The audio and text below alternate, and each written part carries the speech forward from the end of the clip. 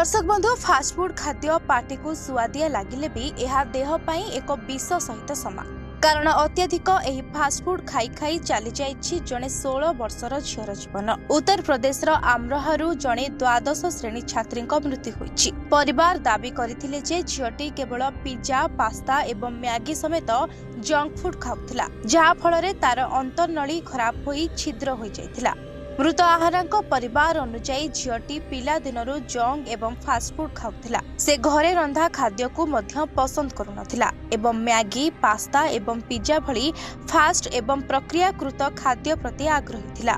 असुस्थ हेबा परे नवेम्बर रे तांकु एक हॉस्पिटल ले भर्ती करा जायथिला एवं डाक्टर तुरंत ऑपरेशन पाई परामर्श देथिले। ऑपरेशन सरिबा परे मध्य आहानांक देहरे कोनोसी सुधार आसिला नाही। एहा परे तांकु दिल्ली एम्स को निया जायथिला, किंतु सेठारे मध्य डाक्टर शत चेष्टा परे भी आहाना बंची पारिले नहीं एवं डाक्टर तांकु मृत घोषणा करथिले। एम्स डाक्टर कहिथिले जे अत्यधिक परिमाण रे जंक किबा फास्टफुड खाइबा द्वारा शरीर को आवश्यकीय विटामिन पोषक एवं पर्याप्त पुष्टिसार मिल न थाए। रिफाइन मैदा एवं तेल खराब कोलेस्ट्रॉल स्थूलता एवं फैटी लिवर भली समस्या सृष्टि करे।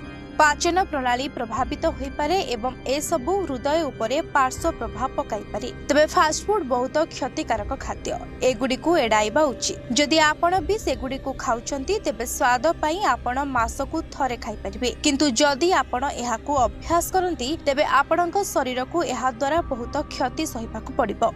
तेणु घरे रंधा होइतबा सरल खाद्य खाइबा उचित, जेउथिरे पर्याप्त परिमाणर प्रोटीन विटामिन एवं कार्बोहाइड्रेट रहिथाय। तेणु यथा संभव फल पनीपरिबा डाली सालाड एवं घरे रंधा खाद्य को खांतु।